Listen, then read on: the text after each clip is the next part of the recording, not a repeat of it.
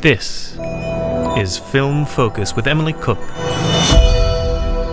I'm joined by Ben Desmond from the Isle of Man, and we're here at the BFI on South Bank. And Ben recently attained a place on the prestigious BAFTA crew programme and is at the start of his feature film making career journey. Hello Ben, lovely to have you here. Hi, it's great to be here, thank you. Lovely to see you. So can you explain a little bit about what the BAFTA programme is and how you got onto it? So I imagine the application must have been quite difficult.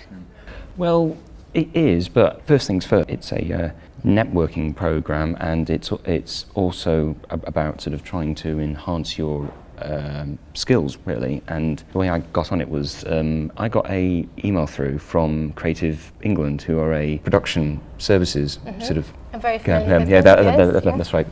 So the BAFTA crew were searching for their new intake, and I thought, well, okay, I'll try it out. You have to work on at least 3 or 4 films in a particular role. Yeah, that's it. And then you fill in a very long application form, and then you have to wait. I bet that wait was a bit stressful. Yes, it was. Well, it was for the first 2 weeks, and then I kind of just forgot about it after that because I had to go on to a film. And then about halfway through filming, I just got this random email through from BAFTA saying, "Congrats, you have been accepted." And I thought, oh my God, that's great. Awesome. That's actually fantastic. So much fun. Well, congratulations on it. Cheers. Thank you. For a few years now, you've been working as a script supervisor, which is the role that got you recognised for the BAFTA crew. Exactly. You've worked on several feature films in that role, incling Pinewood's Camera Trap, which I also worked on. Yes, of course. Yes. And Universal Pictures' ID2, Shadwell Army. Yeah, that's it, yeah. For those listening, can you explain what a script supervisor actually does on a set of a film? You are a key person on set, just like the director is a key person, the DP is a key person, the first AED is a key person. The script soup, as I like to say it, is shorter, of course, yes, is of course. an absolutely essential person on set. And if actually what you're responsible is continuity on set, i.e. basically what is being shot has to have a continuous flow. Part of my job is keeping an eye out for continuity gaffes. As people know who have worked on a film, Exactly. films are not shot in the order No, they're of not. events. Exactly, yeah. There'll be several takes, people will be repeating actions from different angles. Exactly. So it really is key, because if that's messed up, then the whole film world is thrown. The audience sees something that doesn't make sense. Oh, it is key. And also, if you shoot half of a scene and then you come back to it 2 weeks later, that's only part of my job. But really, I'm the editor's eyes and ears on set. So basically, I have to log every single take and every single shot and time it. So at the start of filming, I will break down the shooting script. We'll do a rough timing of every single scene as we shoot. And then if there's any extra shots that have to be done because the guys in post need it, then they'll tell me, then I'll tell the director and the first AD that we have to cater for time in the schedule to get these in. They'll say, okay, fine. You also get to work with the actors, you get to sit in on the director's read through and rehearsals. The actors will often come up to you and ask you to go over lines with them, and they might say to me, Ben, whereabouts was I standing in this scene, and whereabouts did I have this on this line? Or actor will change something on set which has to be done a certain way. I very politely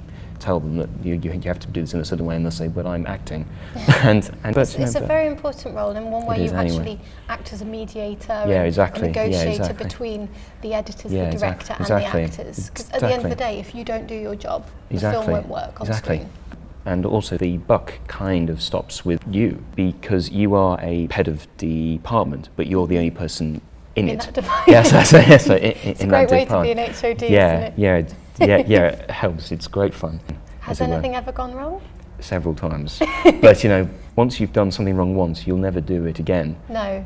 If I thought I would be where I am now 2-3 years ago, I'd have thought, nah, no way, But that's the thing, it's about believing in yourself and moving forward. Yeah, exactly. We met a few years ago in the Isle of Man, working together, as I said, on Camera Trap, and also through Man in Shorts, the film training programme that I was helping run at the time. I know that you made the most of the scheme and everything it had to offer. How did you go about getting into the industry? That was one element that you utilised, but it's not easy starting out, is it?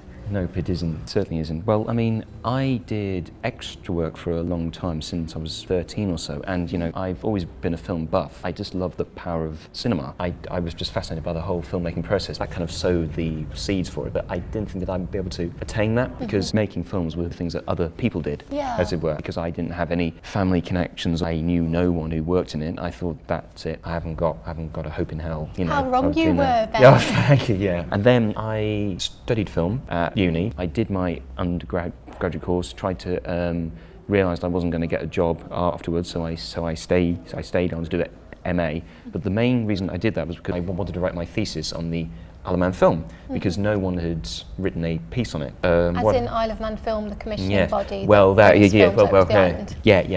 Yeah, I had to go out and do all the research myself. Part of that was interviewing people who were directors and producers. After I'd done my thesis, I worked as a runner on a couple of very small UK films. Then I got the job on Camera Trap. That was really a breakthrough in a way, wasn't it, Ben? It was a break, yeah. It was a very small crew.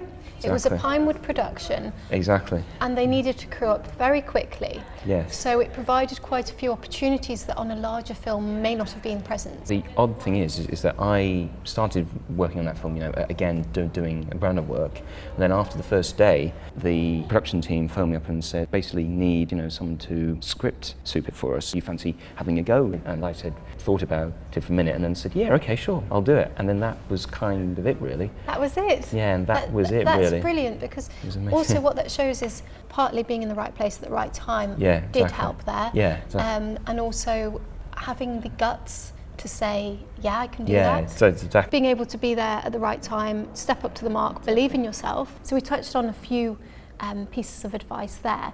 You've just started your journey in the film industry. What would you say were your top tips for somebody just starting out?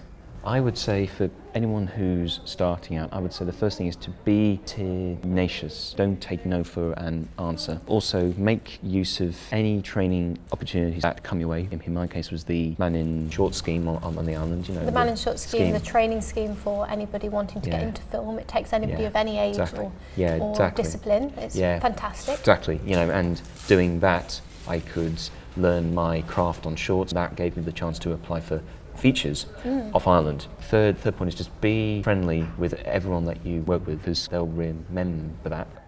In terms of tips, I would say networking, absolute must. Part of being on the BAFTA crew scheme is that you do get the chance to network with people who you wouldn't otherwise have had the chance to. Also, part of networking, I would say, is make sure you've got business cards, hundreds of them. Just hand them out to anyone that you work with or meet. It may only mean that 1 in every 10 person who you hand out a card to will get back to you, but that's 1 per person who, if you hadn't handed the card out, may not have been in touch at all. Your final tip for getting into the industry?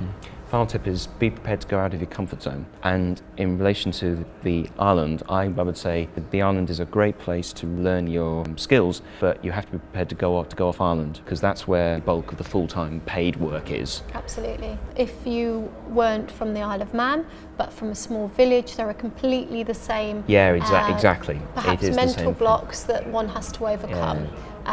Exactly. To just go out there and just show them what you've got. Go for it. You've obviously grown up on the Isle of Man, and I have too. There's something very special about the island, I feel, that generates a sense of creativity and community. What do you think it is that makes the Isle of Man so special? I think it's because we do have a real vibrant sense of culture and heritage there, and the island provides that safe space. It does, yeah. Exactly. I mean, above all else, that's the main thing about the island is that you do feel safe. You do feel able to express yourself. It is a very special place, and things like the Man in Short scheme and the Isle of Man Film Festival are evidence of that. Yeah. Oh, definitely are. I mean, if it wasn't for the scheme, I wouldn't have had the chance to learn my skills. You know, shorts are the perfect way to learn. Absolutely, and they provide really good calling cards. So anybody on the Isle of Man, if you've been inspired by listening to Ben talk about how he got involved, do check out the local opportunities, because there are so many on the island, and there are several throughout the UK and in the States and all over the world for our listeners worldwide as well.